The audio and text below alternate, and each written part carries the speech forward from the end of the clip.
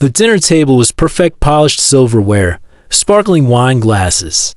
A roast that filled the air with its smoky aroma, but I wasn't part of it.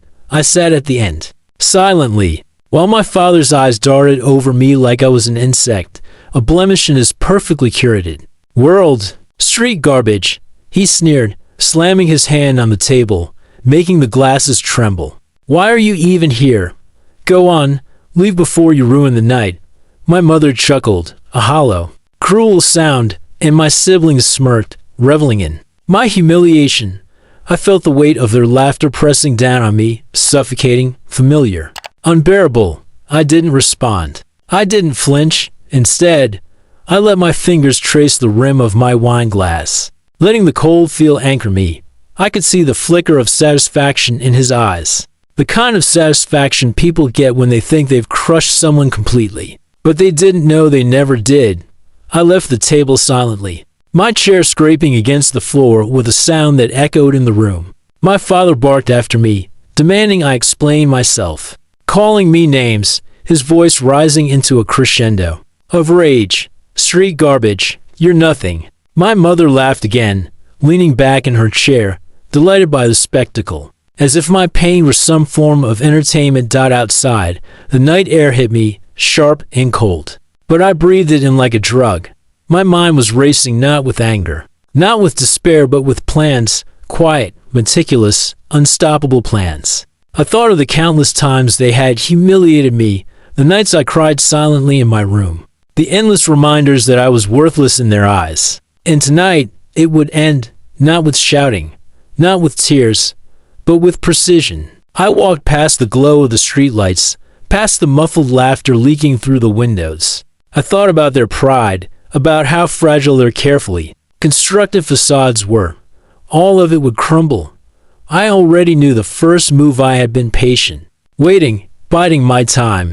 The dinner had been the perfect catalyst. As I opened my phone, I typed quickly, calmly, sending messages that would set everything into motion. The invitations, the reservations, the intricate arrangements, they all hung on one detail that only I controlled.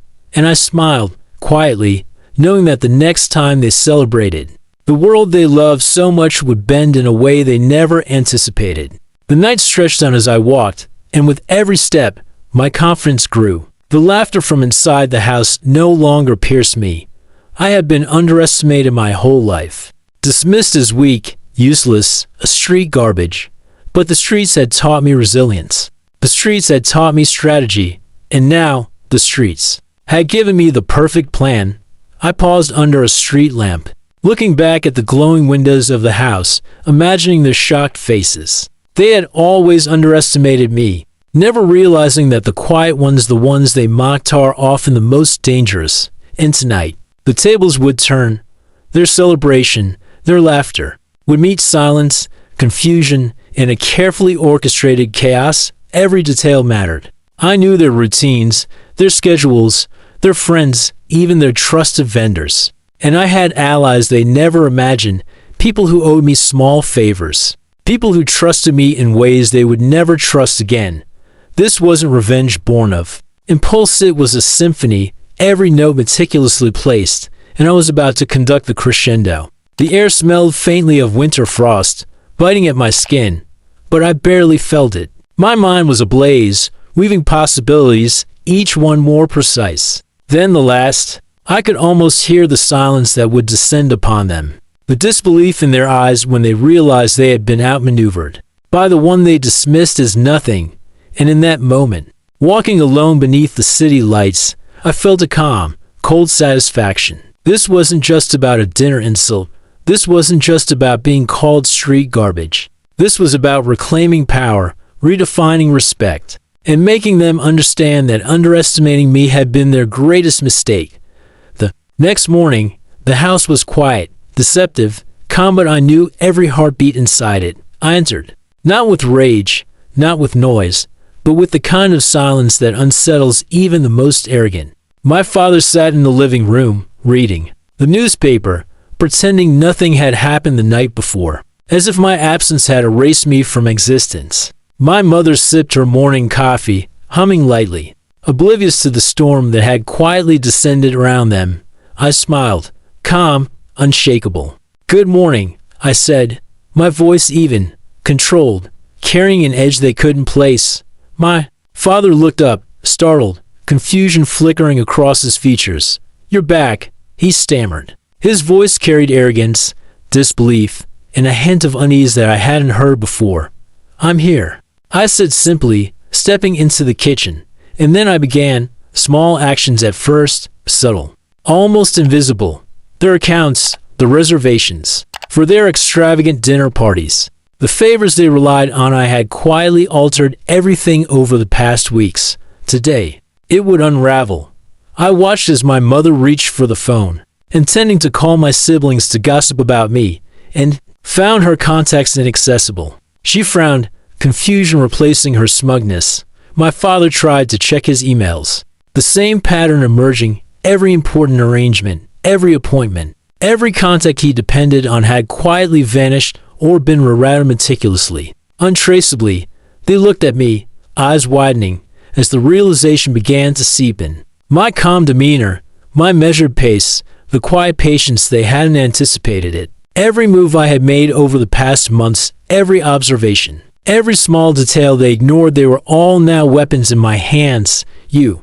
What did you do? My father barked, panic creeping into his voice for the first time in my life. My mother, ever the accomplice, opened her mouth to sneer, but no words came. Every line of defense they had relied on, every manipulation, every resource, they were gone.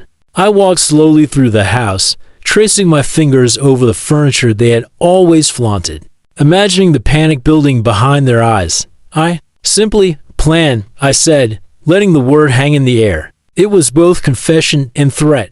They tried to bargain, tried to intimidate, but the scripts they had used on me for years no longer worked. The arrogance that had allowed them to call me street garbage had left them blind to my capability. Each attempt to regain control failed. Emails bounced, reservations disappeared, calls went unanswered. Friends and acquaintances who owed small favors to me suddenly became unavailable to them. I had quietly orchestrated it all, a slow, unstoppable wave they could not resist. I remembered every insult, every humiliation, every time my voice was silenced or my existence mocked. And now, watching them falter, I allowed myself a small smile, a quiet satisfaction. I didn't yell. I didn't scream. I let them feel it, every inch of helplessness, every pulse of panic that came from realizing they had lost their control. By midday, the house was in quiet chaos. My father, usually so commanding, paced the floor like a caged animal, muttering under his breath. My mother frantically tried to salvage her social calendar, but every plan was crumbling. Their perfect world, built on my compliance and silence, was collapsing piece by piece. And I was at the center of it all, calm, precise, untouchable. When my siblings arrived, expecting gossip and ridicule, they found the same confusion. Invitations missing, reservations canceled, calls unanswered. They looked to my parents for answers, but found only fear and uncertainty mirrored back. I watched their faces, silent, controlled. As the realization dawned, I had taken back everything they assumed they controlled. You can't do this," my father stammered, desperation in his eyes. But I didn't answer. I didn't need to. My actions spoke louder than any words could. Every carefully laid plan I had built over months had reached its crescendo. Every humiliation they had inflicted on me, every insult they had hurled, every betrayal, they were now powerless to stop what I had set in motion. By nightfall, the house was quiet once again, but this time it was different. The tension was palpable, a living, breathing thing. My parents sat at the dinner table, uneaten plates before them, unable to summon their usual arrogance. I stood in the doorway, watching, letting it sink in. The tables had turned completely. I finally spoke, soft, deliberate, every word, every action, every insult to have forgotten one thing. I remember, I plan, and I act. My voice carried both warning and finality. Their faces, pale and stricken, said more than words ever could. I had not just returned, I had reclaimed everything they had tried to take from me. And they knew it, The night stretched on, filled with silence, tension, and the quiet knowledge that the old hierarchy had been destroyed. They had laughed at me, mocked me, treated me like garbage, but now they were powerless, and as I left the room, the weight of years of humiliation lifting, I finally felt free. Not through shouting, not through violence, but through patience, planning, and the satisfaction of watching the arrogant fall by their own blind assumptions. And for the first time in my life, I slept knowing that I had won not just for a night, not just for revenge but forever.